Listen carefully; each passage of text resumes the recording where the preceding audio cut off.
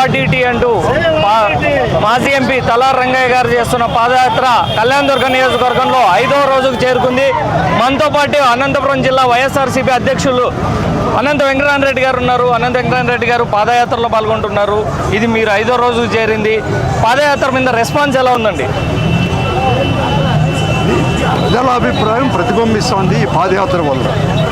5.5 దశాబ్దాల నుంచి కూడా ఆర్డీటీ అనే సంస్థ ఇక్కడ సేవలు అందిస్తుంది. అవి ఇక్కడ కానీ చాలా అమోఘమైన సేవలు కూడా అందిస్తుంది. ప్రజల అభిమానాన్ని చూరుకొనింది. అభిమానమే కాదు, విశ్వాసాన్ని చూరుకొనింది. ఈరోజు ఒక ప్రజల జీవన శైలిలోనే మార్పు తీసుకొచ్చింది ఆర్డీటీ సంస్థ. ముఖ్యంగా సామాజిక వర్గాల్లో అత్యంత వెనుకబడిన కరువు జిల్లా అయిన అనంతపురం జిల్లాలో తెలుగు రాష్ట్రాల్లో అంతా కూడా ఈ సేవలు అందిస్తున్నా, ముఖ్యంగా అనంతపురం జిల్లాలో దాంట్లో వారు అందిస్తున్న సేవలు విద్యాపరంగా కానీ, అంటే విద్యారంగంలో కానీ, లేకపోతే ఆరోగ్య రంగంలో కానీ, తర్వాత ఈ వారికి వికలాంగులకు సేవలు అందించే దాంట్లో కానీ, ఆటల దాంట్లో కానీ అనేక రంగాల్లో కూడా వాళ్ళ సేవలు వచ్చి నిరుపమైనవి. ప్రజల దగ్గర కూడా ఆకట్టుకుని ఒక నమ్మకాన్ని కూడా సృష్టించారు 50-55 సంవత్సరాల నుంచి కూడా. కానీ ఈరోజు ఫారెన్ రిజిస్ట్రేషన్ యాక్ట్ అని చెప్పేసి దాంట్లో వచ్చేసి వాళ్ళు చేయకోకుండా, దాదాపు చేయకోకుండా ఉండిన దానివల్ల విదేశం నుంచి వచ్చే నిధులు వచ్చేసి వాళ్ళకి ఆగిపోతుంది. ఈ ఆగిపోయిన దానివల్ల వాళ్ళ సేవలకు అంతరాయం కూడా కలుగుతూ ఉంది. ఇప్పటికే ఒక విద్యా సంస్థలో కార్పొరేట్ విద్యను అందిస్తూ ఉన్నారు.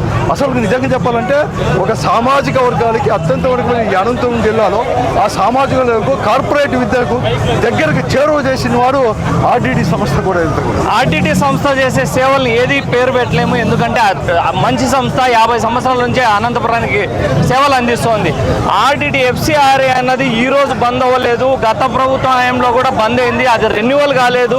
మీ ప్రభుత్వ హయాంలో కూడా కాలేదు అనేది ప్రజెంట్ ఉన్న గవర్నమెంట్ కానీ స్థానిక ఎమ్మెల్యే గారు చెప్తున్నారు. ఇది దాదాపుగా కూడా ఈ రాష్ట్రంలో మరొక మారు 2024లో బీజేపీ నాయకత్వంలో కూటమి ప్రభుత్వము కేంద్రంలో కానీ, ఈ రాష్ట్రంలో కానీ తెలుగుదేశం పార్టీ నాయకత్వంలో ఏర్పడిన తర్వాత పూర్తిగా కూడా ఆ సేవలకు వివాదం కల్పించే పరిస్థితులకు వచ్చినాయి.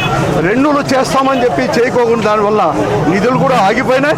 ఆ నిధులు ఆగిపోయినాయి కాబట్టి ఈరోజు కార్పొరేట్ విద్య దాంట్లో కూడా ఈరోజు ఎగ్జామ్ పెట్టేవాళ్ళు అకాడమిక్ ప్రారంభంలో దాన్ని కూడా నిలిచిపోయి, ఆరోగ్యపరంగా కూడా హాస్పిటల్లో కూడా సేవలు కూడా నిలిచిపోయే పరిస్థితులు వచ్చినాయి.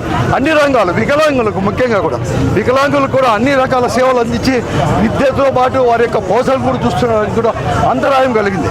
మేము అందుకోసమే ప్రభుత్వంలో ఉండేవారు కూడా చెప్తూనే ఉన్నారు, వెంటనే కూడా రెన్యూలు చేస్తున్నామని చెప్తూనే ఉన్నారు. కానీ కాలయాపన 6 నెలలు అయిపోయింది, పూర్తిగా సబ్మిట్ చేస్తుంటే ఇక్కడ ఉండే అభిప్రాయం, ప్రజల యొక్క అభిప్రాయాన్ని, ప్రజల యొక్క మనోభావాల్ని కేంద్ర ప్రభుత్వం దృష్టికి తీసుకొని పోవాలని చెప్పేసి ఈ కూటమి ప్రభుత్వం కానీ రాజకీయ పార్టీలు కూడా, ముఖ్యంగా అధికారంలో రాజకీయ పార్టీలు వైఫల్యం చెందినప్పుడు మేము వైఎస్ఆర్ కాంగ్రెస్ పార్టీ ఆధ్వర్యంలో రంగయ్య గారి నాయకత్వంలో ఈ కళ్యాణదుర్గం నియోజకవర్గంలో పాదయాత్ర కూడా ప్రారంభించాం.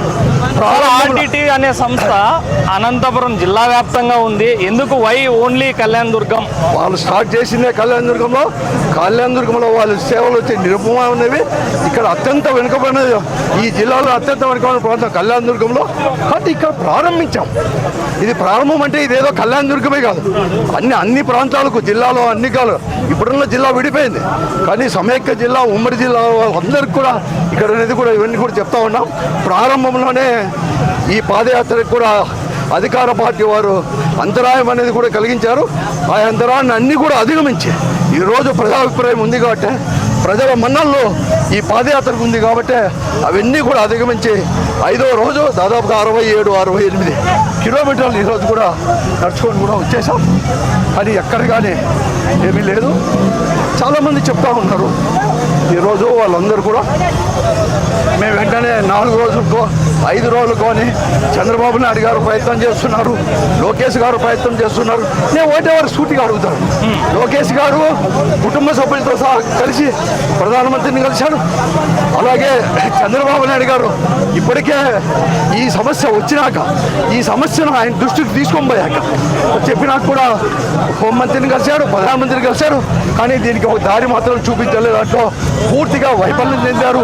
వైఫల్యం కంటే కూడా నిర్లక్ష్యం అనేది కూడా ఉంది కాబట్టి ఈ పాదయాత్ర మేము అనేది కూడా చేయాల్సి వచ్చింది. తప్పకుండా కూడా ఇంకా అవసరం వస్తే ఇప్పటికైనా వారు చెప్పినట్టుగా వెంటనే రెండూలు చేస్తే పర్వాలేదు, చేయకపోతే మాత్రం ఇంకా పెద్ద ఎత్తున కూడా ప్రజలను ఉద్యమించేటట్టు కూడా చేస్తాము వైఎస్ఆర్ కాంగ్రెస్ పార్టీ అని చెప్తాం. ఎందుకంటే వైఎస్ఆర్ కాంగ్రెస్ పార్టీ ఆ రోజు అధికారంలో మీరు ఎందుకు చేయలేదని అడుగుతున్నారు. అధికారంలో ఉన్నప్పుడు పూర్తిగా సేవలు నిలబడలేదు. 6 నెలలు రిజిస్ట్రేషన్ పొడిగించుకుంటూ పోతున్నారు. ఇప్పుడు మాత్రమే సంవత్సరం నుంచి ఎక్కడా లేకుండా ఎక్కడ ఫైల్ అక్కడే ఉంది. అందుకోసం ఈ పాదయాత్ర. ఎఫ్సిఆర్ఏ అన్నది కేంద్రం పరిధిలోనిది, రాష్ట్రం చేతిలో ఏం లేదు. కేంద్ర ప్రభుత్వం తీసుకోవాల్సిన డిసిషన్. అయినప్పటికీ లోకేష్ గారు కానీ లేకపోతే అక్కడ ఉన్న ఎంపీలు కానీ బాగా ప్రయత్నం చేస్తున్నాం. విత్ ఇన్ ద వీక్ మంచి న్యూస్, గుడ్ న్యూస్ అందిస్తామని చెప్తున్నారు. అందించమనే చెప్తున్నాం కదా, అందించాలనే చెప్తున్నాం. మీరు పాదయాత్ర చేయడం అవసరం లేదని స్థానిక ఎమ్మెల్యే కూడా చెప్పారు. అవసరము. మేము పాదయాత్ర ప్రారంభించినప్పటి నుంచే వాళ్ళలో చలనము అనేది కూడా ఉంది. మేము చేస్తా ఉన్నాము, చేయబోతున్నాం అంటున్నారు. ముందు గతంలో ఎందుకు చేయలేదు? చెప్పినట్టు ఉన్నారు కదా. లోకేష్కి తెలీదా? ఎన్నికల సమయంలో నేను వాగ్దానం చేయలేదా? అన్నిటికీ అబద్ధం చేశాడు. కాబట్టి ఇదంతా ఏమీ లేదు, వాళ్ళది ఒక డ్రామా. కూటమి పార్టీలు కూడా ఒక డ్రామా. కేవలం మతపరంగా కూడా తీసుకొని కూడా కేంద్రంలో ఉండే బీజేపీ భారతీయ జనతా పార్టీ దీన్ని అడ్డంకులు పెట్టింది. కాబట్టి వెంటనే ఇది మతానికి సంబంధించింది కాదు, ఒక వర్గానికో రాజకీయ పార్టీకి సంబంధించింది కాదు, ఒక కులానికి సంబంధించింది కాదు. వెంటనే దీనికి ఎఫ్సిఆర్ఏ కూడా పునరుద్ధరించాలని చెప్పేసి మేము డిమాండ్ చేస్తాం. మీకు మొదటి రోజు, రెండవ రోజు పోలీసుల నుంచి కూడా ఇబ్బందులు ఎదురైనాయి మీ పాదయాత్రకి. మీరు కూడా నేను చూశాను, ఎస్పీతో మాట్లాడారు, పాదయాత్ర ఆపాల్సిందిగా పోలీసు పర్మిషన్ ఇవ్వలేదు అని. ఇప్పుడు అన్ని పర్మిషన్స్ వచ్చాయా పాదయాత్రకి? ఎందుకు ఆపారు మీ పోలీసులు? మేమనేది ఒక మంచి కాజు కోసం పాదయాత్ర చేస్తాం. మంచి కాజు, అందుకోసం వాళ్ళు ఎవరు కానీ ఆపలేకపోయారు. వారు అధికార పార్టీ వాళ్ళు చెప్పు ఒత్తిడి వలన ఆపాలని ప్రయత్నం చేశారు. కానీ ప్రజాభిప్రాయం మేరకు వారు కూడా వెనక్కి తగ్గారని దాన్ని మనం గమనించాలా అని చెప్పేసి. స్థానిక ఎమ్మెల్యే కూడా ఒక వీడియో రిలీజ్ చేశారు. ఖచ్చితంగా వారం లోపల ఎఫ్సిఆర్ఏ రెన్యువల్ అవుతుంది, రెన్యువల్ లేదంటే కొత్తది అప్లై చేయమని చెప్పాము, అప్లికేషన్ ఆమోదిస్తారని. అది ఇప్పుడు కాదు, మొదటి నుంచి చెప్తాను. మేము కాదని లేదు కదా, చేయమనే మేము చెప్తున్నాము. ఆయన కూడా మేము అడ్డుకోలేదు పాదయాత్రను అంటున్నాడు. సరే, ఇప్పుడు ఎవరు వద్దన్నారు? అడ్డుకోకపోతే పోలీసు వాళ్ళకి ఏమొచ్చింది చెప్పండి? పోలీసు వాళ్ళకి చెప్పలేరా మీరు చేసే తప్పు అని చెప్పలేరా? వారు ఒక మంచి దాని కోసం, ఒక మంచిది సాధించడానికి కోసం, ప్రజల కోసం పాదయాత్ర చేస్తుంటే మీరు ఎందుకు అడ్డగిస్తారని చెప్పొచ్చు కదా. వాళ్ళు అధికార పార్టీ వారే కదా.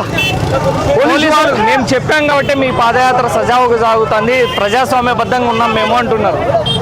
ఎవరు ఏమీ లేదు, ఒక మంచి కాజు కోసం మేము చేస్తూ ఉన్నాము. తప్పకుండా కూడా దాన్ని కేంద్ర ప్రభుత్వం మెడలు వంచేదే కానీ మేము దాన్ని సాధించుకుంటాం, ఈ జిల్లా మంచి కోసం. ఇప్పుడు లబ్ధిదారులు కొన్ని వేల లక్షల్లో ఉన్నారు. ఆర్డిటి సంస్థ నుంచి ఆర్డిటి లబ్ధి పొందిన వాళ్ళు, వాళ్ళందరి నుంచి ఎలాంటి స్పందన వస్తుంది మీ పాదయాత్ర కానీ మీకు కానీ? స్పాంటేనియస్ గా పెద్ద ఎత్తున స్పందన వచ్చింది. ఆ స్పందన వారికి చేరకపోతే వారికి చేరేటట్లుగా, ఈ ప్రజల యొక్క మనోభావాలను కేంద్ర ప్రభుత్వానికి చేరేటట్లుగా ఈ రాష్ట్ర ప్రభుత్వం పూర్తిగా కూడా వైఫల్యం చెందింది, లేకపోతే నిర్లక్ష్యం వహించింది. అందుకోసమే ప్రజల సమీకరణతో ఇప్పటికే 5 రోజుల్లోనే ఈ నియోజకవర్గంలో వేలాది మంది పాదయాత్రలో కూడా భాగస్వామ్యం కూడా అయ్యారు. రంగయ్య గారితో పాటు భాగస్వామ్యం కూడా అయ్యారు. అని కూడా అదే ప్రజాభిప్రాయం. దీన్ని చేరవేసడానికి ప్రజాభిప్రాయాన్ని ప్రతిబింబించేటట్టు కేంద్ర ప్రభుత్వం ఈ పాదయాత్ర కూడా చేస్తారు.